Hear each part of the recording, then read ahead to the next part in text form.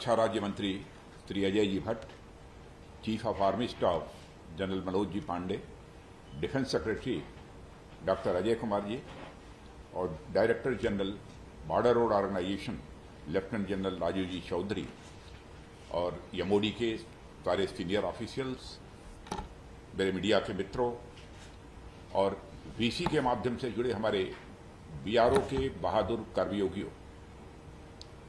Border roads organisation आज अपना 63वां स्थापना दिवस मना रहा है। इस उपलक्ष्य में बीआरओ द्वारा भव्य आयोजन किया गया है। इस आयोजन का हिस्सा बनकर मुझे बेहद खुशी हो रही है।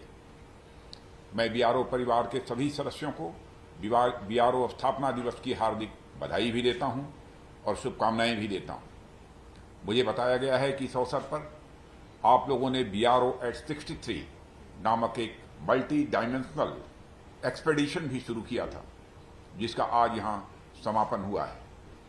मैं इस एक्सपेडिशन में भाग लेने वाले सभी 63 कर्मयोगियों का स्वागत करता हूं और इस अभियान को पूरा करने के लिए आप सभी को बधाई भी देता हूं। साथियों, किसी ऑर्गेनाइजेशन के लिए स्थापना दिवस का मनाया जाना यह बहुत ही महत्वपूर्ण होता है। यह दिवस हमें हमारी अब तक की यात्रा, अब तक की उपलब्धियों पर विचार करने का अवसर भी देता है। यह दिवस हमें भविष्य की योजना बनाने और उस पर आगे बढ़ने के लिए प्रेरित भी करता है। मुझे विश्वास है आजादी के अमृत महोत्सव के दौरान मनाए जाने वाला यह स्थापना दिवस भी बीआरओ को राष्ट्र निर्माण के नए लक्ष्यों की ओर आगे बढ़ने के लिए प्रेरित करेगा। मुझे बताया गया कि बीआरओ के पहले प्रोजेक्ट की शुरुआत अरुणाचल प्रदेश के भालुकपोंग और टेंगा जैसे सुदूर गांवों को आपस में जोड़ने से हुई थी। आगे चलकर जनपदों, राज्यों और प्रांतों को आपस में जोड़ने वाला बीआरओ आज हमारे मित्र राष्ट्रों में अपनी सेवाएं देकर उनको हम सब से जोड़ने का कार्य कर रहा है। बीआरओ पिछले 6 दशकों से सीमावर्ती क्षेत्रों में इंफ्रास्ट्रक्चर डेवलपमेंट का एक मजबूत स्तंभ बना हुआ है। 1960 में सिर्फ 2 प्रोजेक्ट से बढ़कर यह अब 18 प्रोजेक्ट तक पहुंच गया है। मुझे बताया गया है कि बीआरओ द्वारा 60,000 किलोमीटर से अधिक सड़कों और 850 प्रमुख ब्रिजेज और 19 हवाई पट्टियों और 4 सुरंगों का निर्माण किया जा चुका है। यह कोई छोटी मोटी उपलब्धि नहीं है। किसी इंस्टीट्यूशन की यात्रा में इसे मैं एक बहुत बड़ी उपलब्धि मानता हूं। और बीआरओ एक कंस्ट्रक्शन संगठन ही नहीं है, बल्कि मैं मानता हूं कि यह श्रम, एकता, अनुशासन और राष्ट्र के प्रति समर्पण का एक जीता जागता उदाहरण भी है। साथियों, समाजों और राष्ट्रों और यहां तक कि मानव सभ्यता की यात्रा में रोड्स का बहुत महत्व रहा है। शिक्षा हो या स्वास्थ्य, व्यापार हो या खाद्य आपूर्ति, आर्म्ड फोर्सेज की सामरिक जरूरतें हों, उद्योग धंधे हों या फिर सामाजिक आर्थिक प्रगति के अन्य कार्य, इन्हें पूरा करने में सड़कों, पुलों और टनल्स की बहुत ही महत्वपूर्ण भूमिका होती है। कहने का मतलब, ह्यूमन सिविलाइजेशन आज अपने जिस पड़ाव पर है, इसमें रोड्स और परिवहन के अन्य साधनों की बड़ी अहम भूमिका रही है। इस संदर्भ में मैं 19वीं सेंचुरी के एक अमेरिकन स्कॉलर होरेस बुशनेल का कथन आप लोगों के सामने रखना चाहूंगा। रोड्स के बारे में वह बड़ी अद्भुत बात कहते हैं। वह कहते हैं कि किसी समाज में हो रही प्रगति के बारे में आप जानना चाहते हैं तो उसकी जानकारी आपको वहां की सड़कों से मिल सकेगी। सड़कें स्वयं प्रगति की प्रतीक होती हैं। सड़कें किसी समाज के खुलेपन और उसके उदार स्वरूप को भी बताती हैं। और आगे वह लिखते हैं, nothing makes an inroad without making a road. All creative action, whether in government, industry, thought और रिलीजन, क्रिएट्स रोड्स। साथियों, रोड्स की यह व्याख्या मुझे बहुत अच्छी लगी, इसलिए मेरा मन किया कि आपसे भी मैं इसे शेयर करूं। सीमाई इलाकों की अपनी विजिट्स में जब मैं बीआरओ द्वारा निर्मित हाई क्वालिटी रोड्स या अन्य इंफ्रास्ट्रक्चर प्रोजेक्ट्स देखता हूं तो मुझे होरेस बुशनेल का यह कथन बिल्कुल चरितार्थ होता हुआ दिखाई देता है। हमारे देश का सीमाई विकास नए भारत की प्रगति का सूचक है और हम इस दिशा में लगातार आगे बढ़ रहे हैं। साथियों, आप सभी चाणक्य के अर्थशास्त्र और उसमें वर्णित सप्तांग सिद्धांत से भी अवगत होंगे। किसी राज्य की व्यवस्था समझने और एक आदर्श राज्य के निर्माण के लिए वह सप्तांग यानी 7 अंगों के सिद्धांत का प्रतिपादन करते हैं। इसमें चौथा अंग सीमाई क्षेत्रों में दुर्ग अथवा किलेबंदी से संबंधित है, जिसे वह राज्य की सीमा की रक्षा का अत्यंत महत्वपूर्ण कंपोनेंट मानते हैं। इसमें वह न केवल मजबूत दुर्गों के माध्यम से सीमाई सुरक्षा की मजबूती की बात करते हैं, बल्कि वह कहते हैं कि ये दुर्ग अनाज अथवा रसद सामग्री आदि से हमेशा संपन्न रहने चाहिए ताकि संकट के समय में सर्वाइवल के लिए उनका प्रयोग किया जा सके। आज जब हमारा वीआरओ सीमा पर खड़े सैनिकों की जरूरतों के लिए रसद और हथियार आदि सामानों के ट्रांसपोर्टेशन के लिए रोड्स, ब्रिजेस और टनल्स का निर्माण कर रहा है, मैं कह सकता हूं आधुनिक पद्धतियों के साथ साथ हम अपनी उन प्राचीन नीतियों का भी पूरा मार्गदर्शन प्राप्त कर रहे हैं जो कभी हमारे राज्यों की सुरक्षा और उनके अजेय बने रहने का कारण होती थी। साथियों, प्रसिद्ध इतिहासकार एच कार का मानना था कि इतिहास पास्ट और प्रेजेंट के बीच एक कॉन्टिन्यूअस डायलॉग है, इसलिए इतिहास से सीखते हुए भविष्य के निर्माण के लिए काम करना वर्तमान का सबसे महत्वपूर्ण कर्तव्य होता है। अभी मैं जिन चाणक्य अर्थशास्त्र की बात कर रहा था, इतिहास उनका समय 300 BC बताता है। लगभग उसी कालखंड की एक और बात का जिक्र मैं आप लोगों के बीच करना चाहता हूं। वह है उस समय प्रचलित सिल्क रूट। साथियों, चीन, मध्य एशिया और यूरोप से होते हुए यह मार्ग अफ्रीका तक जुड़ा हुआ था और ट्रैवलर्स, पिलग्रिम्स और व्यापारियों का जाना माना और पसंदीदा यह मार्ग था। हमारे देश के अनेक व्यापारी केंद्र जैसे ताम्रलिप्ति, लेह, जैसलमेर, मथुरा और बनारस आदि इसी रूट से भलीभांति जुड़े हुए थे। हमारे यहां से मसालों, हाथी दांत और कपड़ों का अधिकांश व्यापार इसी रूट से हुआ करता था और यह भारत की समृद्धि का प्रमुख कारण हुआ करता था। कहने का मतलब यह है कि किसी समाज या राष्ट्र का सोशियो इकोनॉमिक डेवलपमेंट बहुत हद तक वहां के मार्गों से जुड़ा होता है। इसी तरह से उत्तरापथ और दक्षिणापथ का जिक्र भी एंशिएंट इंडिया के इतिहास में मिलता था, जिनका उपयोग और उस समय व्यापारियों और तीर्थयात्रियों द्वारा बड़े पैमाने पर किया जाता था। अपने इसी इतिहास से संवाद स्थापित करते हुए हमारे पूर्व प्रधानमंत्री श्री अटल बिहारी वाजपेयी जी ने देश के प्रमुख इंडस्ट्रियल, एग्रीकल्चरल और कल्चरल केंद्रों को आपस में जोड़ते हुए गोल्डन क्वाड्रिलेटरल यानी स्वर्णिम चतुर्भुज की नींव रखी थी और मैं सौभाग्यशाली हूं कि उनके मंत्रिमंडल में इसी कार्य को कैबिनेट मंत्री के रूप में मैं देख रहा था। सरफेस ट्रांसपोर्ट मिनिस्ट्री की जिम्मेदारी मेरे ऊपर ही श्रद्धेय अटल जी ने डाली थी। दिल्ली, मुंबई, चेन्नई और कलकत्ता जैसे मेट्रो सिटीज को आपस में जोड़ने वाला देश का यह सबसे बड़ा हाईवे प्रोजेक्ट आज इस देश में बड़ी संख्या में हो रही इकोनॉमिक एक्टिविटीज का एक प्रमुख आधार है। आगे चलकर देश में कनेक्टिविटी बढ़ाने का यही विजन हमारे प्रधानमंत्री श्री नरेंद्र मोदी जी द्वारा परिकल्पित प्रधानमंत्री गति शक्ति national master plan of multi modal connectivity में दिखाई देती है। वैसे तो राष्ट्र के विकास पर आधारित इसके अनेक कंपोनेंट्स हैं, पर पीपुल, गुड्स और सर्विसेज के लिए सीमलेस कनेक्टिविटी इसमें एक प्रमुख कंपोनेंट है।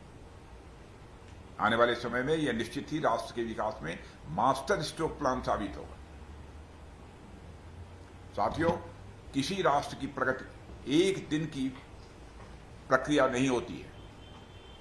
राष्ट्र के लोग विभिन्न संस्थान, संगठन, सेनाएं, गवर्नमेंट और इंडस्ट्री आदि जितने भी पूरक एंटिटीज हैं, निष्ठा और समर्पण के साथ एकजुट होकर जब आगे बढ़ती हैं, तब कोई राष्ट्र प्रगति पथ पर अग्रसर होता है। इन्हें मैं पूरक इसलिए कह रहा हूं क्योंकि देखने में यह सब भले अलग अलग दिखते हों, पर एक की प्रगति के बिना दूसरे की प्रगति किसी भी सूरत में संभव नहीं है। इसलिए जब बीआरओ के परिश्रम और तपस्या के बल पर हमारे सीमाई क्षेत्र प्रगति कर रहे होते हैं तो उसका मतलब हमारा पूरा देश प्रगति कर रहा होता है। बीआरओ जब देश के सीमाई इलाकों में सड़कों का जाल बिछा रहा होता है या अन्य इंफ्रास्ट्रक्चरल प्रोजेक्ट्स पर काम कर रहा होता है तो वह केवल उस खास इलाके की ही नहीं बल्कि पूरे देश की सुरक्षा और समृद्धि के लिए नए द्वार खोल रहा होता है। साथियों, 60 वर्षों से अधिक की अपनी एक लंबी यात्रा में बीआरओ ने अपने आप को हर एक मुकाम पर सिद्ध किया है। सामान्य तौर पर मैंने देखा है कि लोग एक पड़ाव पर आने के बाद विराम लेने लगते हैं, सोचते हैं हम कुछ और विश्राम कर लें, फिर अगले पड़ाव के लिए निकलते हैं। लेकिन बीआरओ को मैंने कभी विश्राम करते हुए नहीं देखा है। श्रमेण सर्वम साध्यम, मैं समझता हूं कि बीआरओ का आदर्श वाक्य ही नहीं बल्कि बीआरओ की यह संस्कृति है, बीआरओ की जीवन शैली है जिसे बीआरओ प्रारंभ से अब तक जीता आया है। बचपन में हम हिंदी के प्रसिद्ध कवि अयोध्या सिंह उपाध्याय हरिऔध की कर्मवीर नामक एक कविता पढ़ा करते थे, जिनकी कुछ पंक्तियां इस प्रकार थी। पर्वतों को काटकर सड़कें बना देते हैं वे, पर्वतों को काटकर सड़कें बना देते हैं वे, सैकड़ों मरुभूमि में नदियां बहा देते हैं वे, गर्भ में जलराशि के बेड़ा चला देते हैं वे, जंगलों में भी महामंगल रचा देते हैं वे। तब हम सोचते थे कहां होते होंगे ऐसे लोग जो पर्वत भी काटकर सड़कें बना देते होंगे।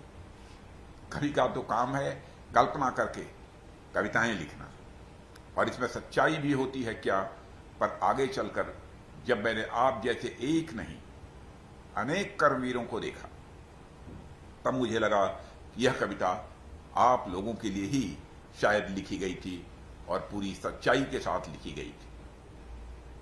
साथियों, जैसा कि मैंने अभी कहा, बीआरओ को मैंने कभी थकते और रुकते हुए नहीं देखा। अभी कुछ ही दिन पहले अटल टनल रोहतांग का निर्माण कर बीआरओ ने पूरी दुनिया को भारत के इंजीनियरिंग प्रोग्रेस से परिचित करा दिया। यह बीआरओ की ही नहीं बल्कि पूरे देश की सबसे बड़ी उपलब्धियों में से एक रहा है। इसी तरह उमेदला पास पर दुनिया की सबसे ऊंची सड़क बनाकर बीआरओ ने कंस्ट्रक्शन के क्षेत्र में एक नया रिकॉर्ड कायम कर दिया है। State of the art bilane Sela tunnel और नेचिफ्यू टनल जैसे प्रोजेक्ट्स भी इसी कड़ी में अन्य महत्वपूर्ण उदाहरण हैं।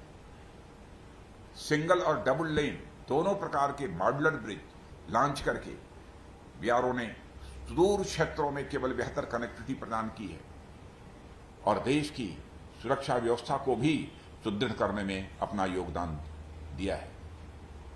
साथियों, बॉर्डर एरिया तो खासकर आज विकास के नए केंद्र बनकर उभरे हैं।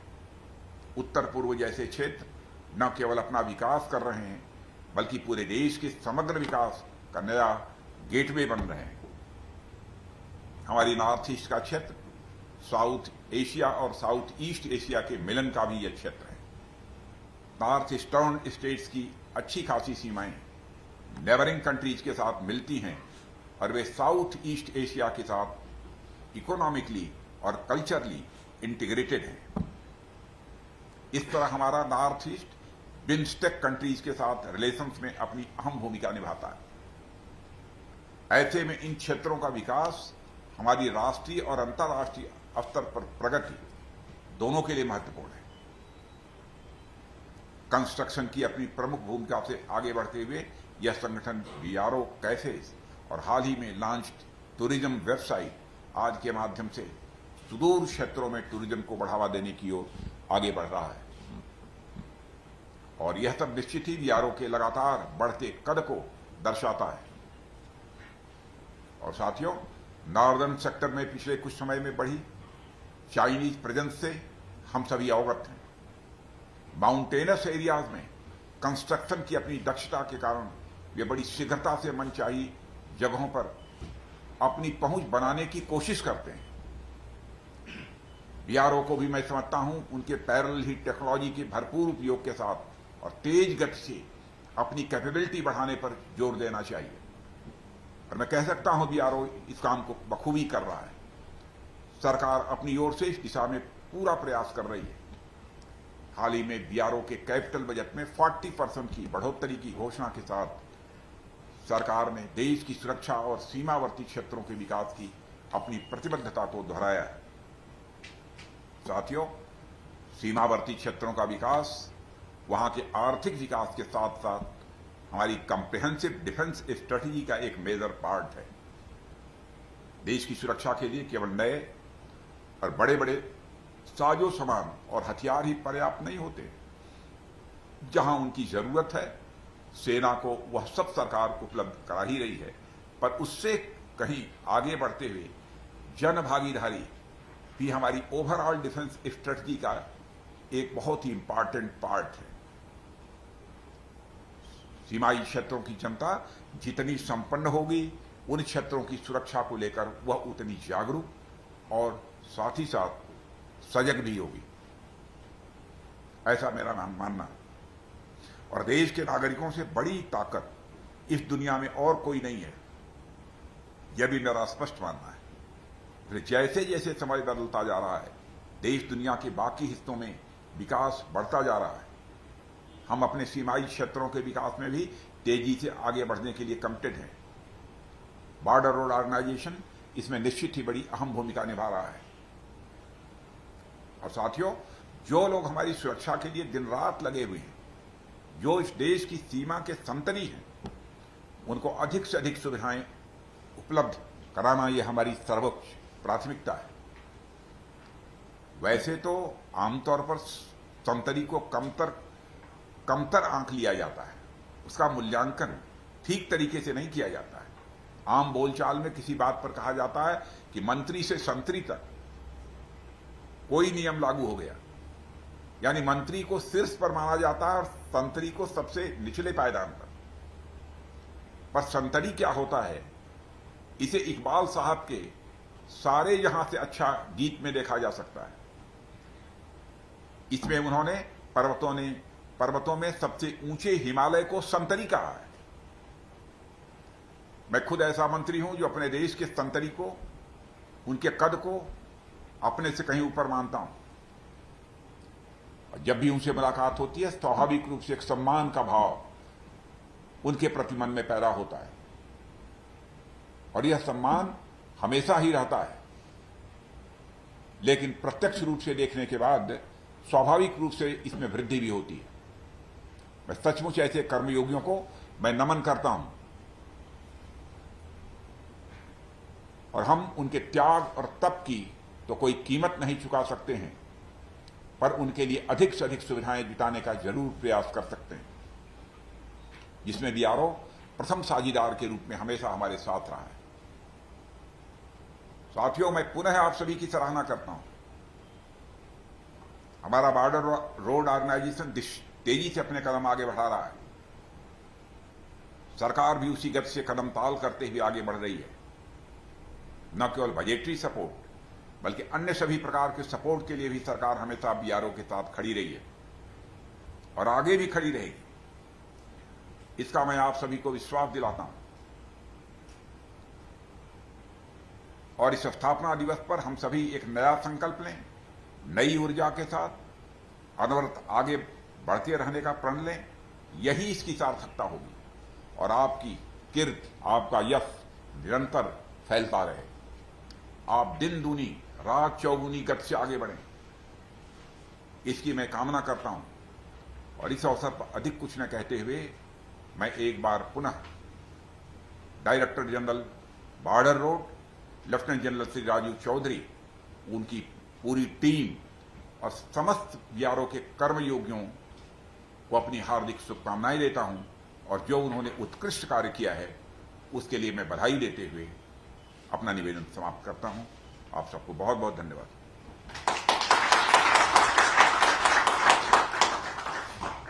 धन्यवाद माननीय रक्षा मंत्री जी। इसमें बीच आपके में निरंतर संशोधन भी करना पड़ता है एवं प्रोत्साहन के लिए बीआरओ कर्मयोगी सदैव आभारी हैं। हम आपको विश्वास दिलाते हैं कि आपके बीआरओ के प्रति उच्च मापदंडों पर हम सदैव खरे उतरेंगे।